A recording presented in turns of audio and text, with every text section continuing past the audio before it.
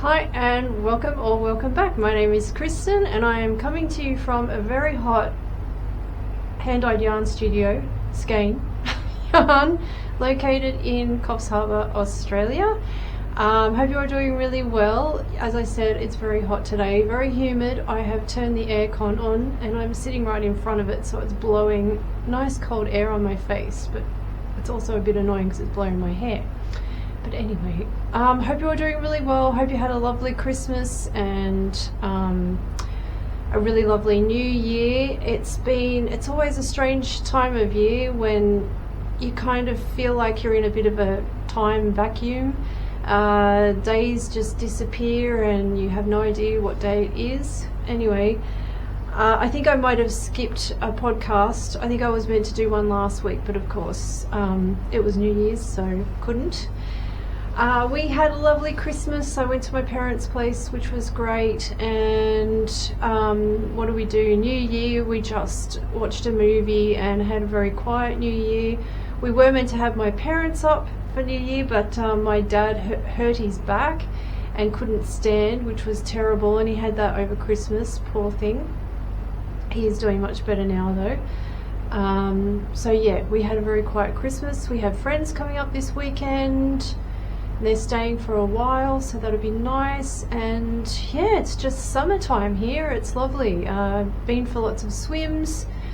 And and our studio shop is now open on Saturdays. So if you are local or if you're coming up to Coffs Harbour, you could call in on a Saturday. We're open from 9 till 12. And from this Saturday, throughout the whole time we're open on a Saturday, I am going to have a knitting meetup. So we were mucking around with the store today. If you've been in here, it's very small.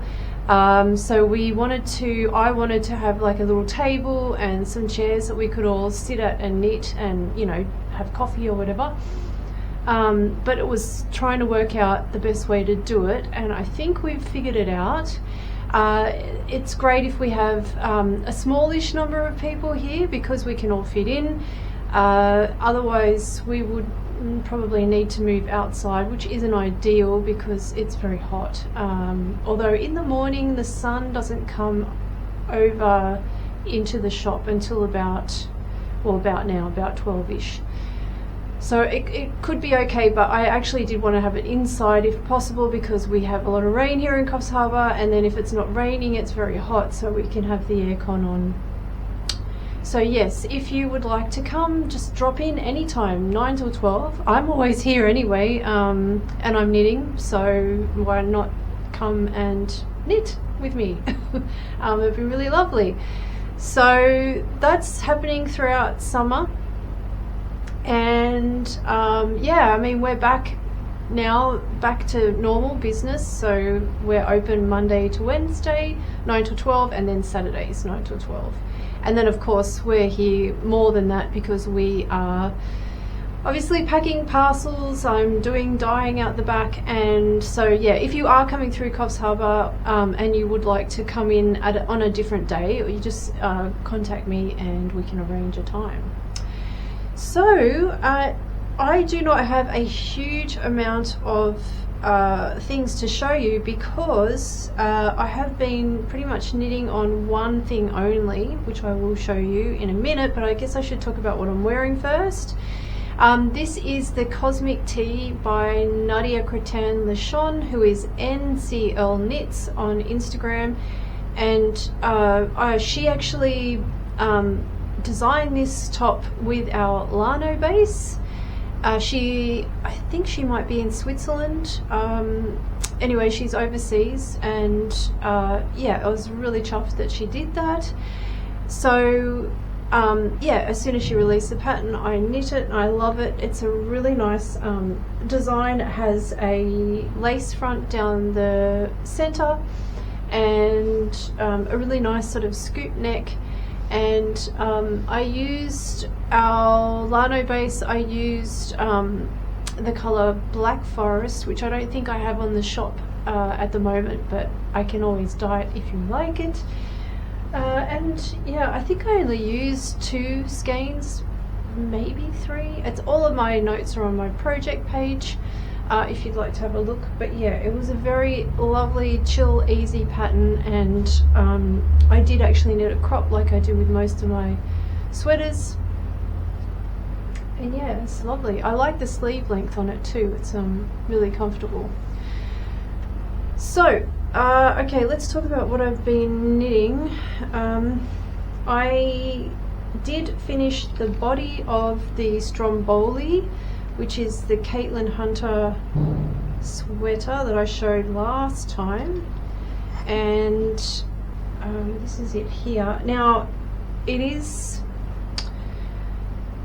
does have lace, and it has this knot stitch, which I thought was this stitch here, which I thought was initially was a cable, which I think fools a lot of people, because I have watched podcasts where they've talked about Stromboli and they've said it was a cable too. But actually, if you look at the pattern, it's a very simple, it's almost like a slip stitch pattern. Very nice to knit, very quick. I've said this before, I'm not a huge cable lover, but this is a great alternative to a very simple cable-ish looking stitch pattern. So yeah, all the stitches are kind of, it's all shrunk in, so it needs a good block. I did knit it cropped. I'm thinking about maybe taking the ribbing not out, but just the bind off out, and then knitting a little bit longer, because I do like it cropped. I do like a cropped length, but I have a feeling this might be too cropped. But what I'm going to do first is I'm going to block it. I'm going to wash it and block it and see what it's like. I do know I knit a swatch for the shop, and it did knit up. It was kind of all, because the yarn itself feels quite like dryish. No, I don't want to make it sound horrible. It doesn't feel horrible at all. It feels lovely, but it has kind of this interesting feel where it does kind of feel a little bit like it's got linen in it, and it does feel a little bit dry and crinkly, I guess. And then when you wash it, it just blooms. It's beautiful. It looks so good. So that's why I wasn't too concerned. When I tried it on, I thought, wow, I have really made it a bit too cropped. But then I realized, with the stitch pattern being as it is, and also the yarn being as it is, I think when I go to wash and block it, that it will grow. But I think what I'll do is I'll do that when I get home today. I'm going to give it a good block and see what it's like when I try it on, and then if I need to, I'll just undo the bind off and add maybe another an inch to the rib, because I don't really want to take the whole rib out, because that's undoing a lot of work, and I don't think it would look too bad if I just extend the rib. I don't know, what do you think? What are your thoughts? Let me know what you think. Actually, now I'm saying that, I've just realized, hang on a minute, I've just realized it's a bottom up. So what do I do on a bottom up? I mean, I guess I could still take the cast on out and then knit down from that. I don't know, what do you think? I've never really had to worry about this, and I've never really done it. I mean, I can't see why I can't take the cast on out and knit a few more inches, another inch or so on the hem. Anyway, let me know. I may not even need to worry about it if I can block it. So this is by Caitlin Hunter. I really, really loved knitting this top. Of course, I haven't finished. I still have to do the sleeves, and the sleeves are all the knot stitch, which is fun to knit. So I'm looking forward to that. But I actually finished the body quite a while ago, and then I was going to get back to the sleeves, but then I got really obsessed with another project, which I posted. Oh, I should say the color of this yarn, it's just here, I think it's called, is it slate green? Yeah, slate green. So this is Knitting for Olive, and it is their no waste wool, and it's really such a nice yarn to work with, and honestly it's a great summer yarn. It doesn't have the warmth of a merino fibre. It just feels really nice. I don't know, it feels like it does have some sort of cotton or linen in it, so it is really good for this time of year. And yeah, I really love it. It's got little, I don't know if you can see, but there's little flecks of colour in the actual yarn. It's a bit heathered, so I'm guessing this is probably dyed in the wool. It probably would be, because they're picking out samples, leftover wasted wool from the processing, and then they spin it together with a strand of merino, and that's what makes the no waste wool. So it's kind of recycled wool. It's really good. And we got tons of colours in the shop, so if you're interested I will put a link below. But I've forgotten what I was going to say, but yes, I've loved knitting on this. And then we got Mondim and Joao, which is the Rosa Pomar yarn, in, and we had the open day, and if you came, thank you for coming. We had a lot of people turn up yet again. It was fantastic. So we got that in just before Christmas, and I wanted to cast on something, and I was doing some searches and I came up with the Stonecrop sweater by Andrea Mowry. Someone mentioned on Instagram the other day that there's a cardigan version too, and I didn't know that. Not that I mean, I prefer the pullover, but I do like the idea of a cardigan as well. So here it is. So this is using the Mondim by Rosa Pomar, and one colour is B571 and the other colour is A568. And so the pattern is by Andrea Mowry. It's an older pattern of hers, and a lot of people have made it, which is great. So it was really good to read people's notes. One thing I wasn't quite sure on is the bobble stitch. Now, I wanted to knit one row of bobble stitch around the neck, which is what I did, because I liked that look, but I didn't really want it all over my sweater. I just thought it was a bit too much going on. There's, you know, color work, and then you got bobbles and whatever. So I decided to not do the bobble stitch throughout the sweater. I cannot see what I'm doing. I need my glasses.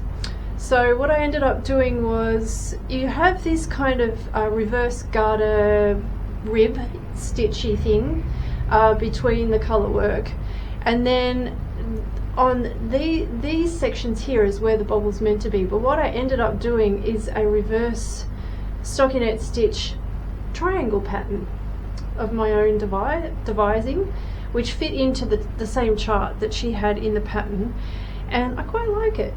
It's not, obviously, it still adds a little bit of texture, but it's not like a lot of texture like the bobbles would be.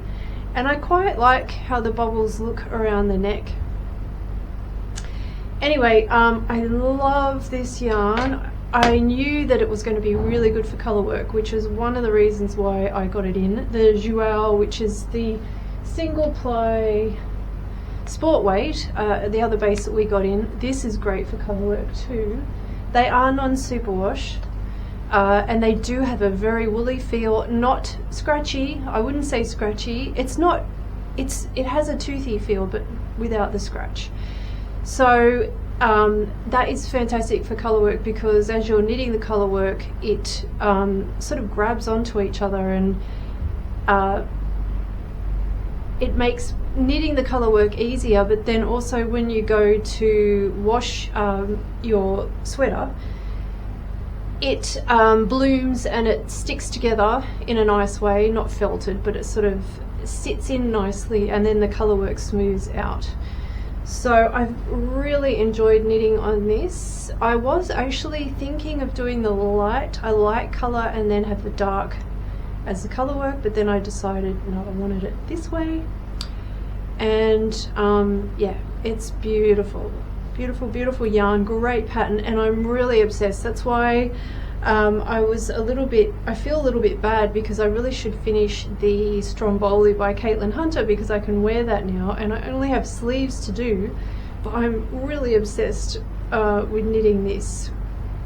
I think I mentioned it in the other podcast, the previous one, that the only reason why I was a bit iffy about knitting this pattern was because I wasn't sure if there was going to be a lot of work involved, because it is an all over colour work design and it's even in the sleeves. But honestly, the colour work itself is so easy. Like, it's simple and it's quick and it's easy to memorize. And yeah, just wait 1 second, I think our delivery is here. Yes, our yarn delivery is here. I'm just going to pause while our FedEx guy comes in. Okay, so our yarn has been delivered. Alright, so back to the Stonecrop. Yeah, like I said, I was a little bit worried about the colour work being difficult and a bit time consuming, not very relaxing to knit, but no, it's really, really easy and lovely, and yeah, I'm just really obsessed. I just love knitting on it. So yeah, anyway, I thought what I would do is go through a few colours that we have in the shop, just that would go really well for this sweater, that would look nice. We have like a ton of Mondim in tons of different colours. So got plenty of options to choose from, and the colours are so beautiful. They're really rich. I did mention that they're dyed in the wool last time, so they have these lovely flecks of colour throughout it. So yeah, anyway, let's have a look. I'm going to need my glasses for this. So we have this gorgeous sort of, it's almost like a golden brown. It's beautiful. It's C580. And this looks really lovely with our cream, which is A576. And then it also looks really nice with the other neutral, which is it has a little bit of cool sort of grey, A575. So these would look lovely, and you could do the Stonecrop in either the dark colour, which I probably would choose a dark, but then you could also do it in the light colour and have the dark as the contrast. I really love this one too. This is a beautiful red. It's like a real saturated, it's sort of leaning a little bit more towards a warm red, and it's A587, and this would look gorgeous with this brown, which is B577. It's really hard when they don't have colorway names, but yeah. So you could do a red one with this as the contrast, or vice versa. And this color is such a lovely neutral. It pretty much goes with everything, really. I love it with this one, actually. This is the orange, and it's a real sort of terracotta-y natural orange, A528. This looks gorgeous. What else? I love the greens. I'm always attracted to green. So this is C571. Is this the one I'm using? No, this is the other green. I was almost going to choose this green. It's a little bit darker. But this looks lovely with this kind of lichen mossy green. So yeah, you could do either one. I would probably choose this as the main colour and this go with the contrast for this one. Again, I mean, this colour looks great with this beautiful grey, which I showed earlier. And of course, we've got plenty, oops, sorry, I'm shaking the table. Plenty of warmer tones. I love this one. It's a peachy terracotta-y pink. This is B581, and I would definitely pair this with a green. I think that would look gorgeous. Or even maybe this one. Yeah, that'll look great. I mean, pink and green, can't go wrong if you're not into pink and green, you could even choose like a light neutral. So this is the cream that I mentioned earlier, A576, or you could even do grey. And let's do one more. So there's this beautiful burgundy colour, which is the C586, and this would definitely go beautifully with B575, which is like a warm grey. Is it going to focus? So beautiful. So yeah, there's lots of options, and yeah, I highly recommend using the Mondim for this because it does the colour work. It's if you're new to colour work, actually using a non-superwash yarn is really good because, like I said, it has that extra gripping power. So if you're using superwash, it does tend to be a little bit more slippery and sheeny. I don't think sheeny is a word, but we'll go with it. So yeah, it makes knitting it a little bit more difficult because the stitches are a little bit more slippery, and it can actually loosen the tension a little bit, or even sometimes tighten the tension, which is what you don't want with colour work. But doing something colour work with a non-superwash, highly recommend if you're new to colour work. Yeah, I also, maybe if you're a little bit worried about needles, you could also, if you're new to colour work, use bamboo needles, although I would think that might tighten your tension a bit too much. Probably the metal needles would be better. Anyway, what do you think? Colourwork knitters out there, what do you reckon for beginner knitters? I think maybe steel needles would be better because you can actually slip the stitches easier, and you can actually adjust your gauge, because you've got to be very careful with colour work that you don't over tighten. And I do remember the first colour work that I've ever knit, I did actually knit it too tight, and the stitches didn't sit properly. So what I'm talking about is the floats on the back. You need them to be able to stretch, because if they're too tight, it'll pull everything in and it won't sit properly. It's easy to do and you do get used to it after a while. All I do is when I knit, I make sure that I'm, like, say if I'm changing colour, I'll pull my working, the side that I've just knit, I'll pull it as tight as I can, and then I'll change colour so that I know that the float behind is being pulled to the maximum, so that it's not going to be overly tight. And even if the floats are a little bit loose, you can easily fix that on the next round. You can actually grab the loop at the back and knit it into the stitch. It's way easier to fix than if you've got tighter floats. So yes, now what else? I do have some plans to knit Drevo, I think it's Drevo by Teti Lutsak.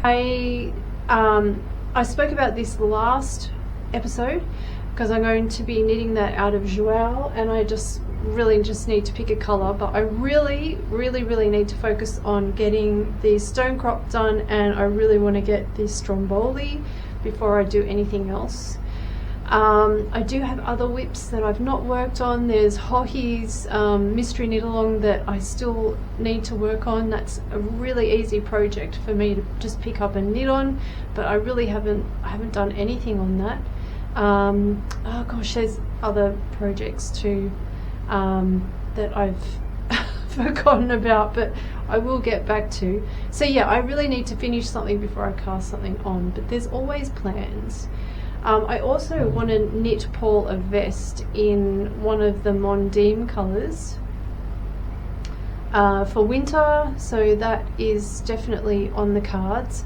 And does anybody out there have a good men's vest pattern for fingering weight yarn? Because either a V-neck or a crew neck, doesn't matter. But just something that you've knit that's worked really well, because I find men's patterns are hard to choose because a lot of the time, you know, in most cases knitters are women, and I don't mean to sound like, I know there's a ton of men knitters out there, but a lot of women's patterns get like made and tested, and you know, you've got tons of project notes to read and whatever, but I find that that's less the case in men's patterns. So if someone's got a really good men's vest pattern, let me know, even if it's a DK, because I can hold two of the yarns together, two strands together, and make it a bit thicker. So in sewing, I have done a little bit of sewing over the Christmas period. I did actually make more pillowcases. I'm on a pillowcase sewing rampage at the moment. I love them. We use the ones that I've made all the time, and they're so nice, and I love being able to just go in and you know, choose the fabric that I want that goes with my bedroom. So I've been doing that, and I did actually sew Mum's t-shirt for Christmas, and I used fabric that I got from Knitwit, I think they're called. They're in WA, very good shop. I've bought lots of jersey, it's all knit fabric. I've bought lots of stuff from them in the past, and it's fantastic, and this was great too. She has lots of interesting patterns and different kind of jerseys and different types of knits. I always find something. The only thing is, Mum chose something that wouldn't crease, so she could take it away with her when she goes away and doesn't have to worry about ironing it, which makes me laugh because I don't iron anything unless I'm sewing. But so she chose this fabric that doesn't crease, and it was such a pain to sew with. It had, I don't even know what it was, cotton polyester I think, but it was really difficult, and my machine hated it, so I fought the whole way. And luckily and my overlocker didn't like it either, but luckily I successfully put it all together, particularly the neck and shoulders. They were all great, but there was a little bit of problem with the hem, just trying to, and I almost thought I just won't hem it, like I'll just leave it, because you don't actually have to hem knitted fabrics because they don't unravel. But I thought it, you know, she wanted it to wear out, so I did hem it, and it was a pain. I did get through it. There were a couple of little areas where it was not great, but the pattern that she chose, that of the fabric, it was quite busy, so, and I matched the thread really well, so you could barely see it. So yeah, anyway, I hope she never chooses that fabric ever again, because it was horrible. It will look lovely, and it will look lovely. She tried it on, it looks great, but yeah, to work with it, oh, it was terrible. So yeah, I have, like I said, this weekend we will be open on Saturday, so please come in, keep me company and knit with me. I will be here from 9 till 12, and yeah, it'd be lovely if you come in and say hi. I have friends coming up, they're arriving on Thursday, and I got lots of other stuff happening which I don't want to give out too much information at the moment. It's not to do with knitting, it's to do with other stuff, as in like my painting side. When I paint, I have some fun things coming up that I wanted to just like talk about, but I won't do that until I have things, more information. But anyway, I did have a coffee before I recorded this, and I feel a bit jittery. Hopefully I'm not talking too quickly. Anyway, I hope you're doing really well. Hope you're enjoying your summer if you're in Australia, or your winter if you're overseas. Leave me a comment. I love hearing from you guys, and yeah, I will talk to you in 2 weeks time, and yeah, happy knitting, and talk to you soon. Bye.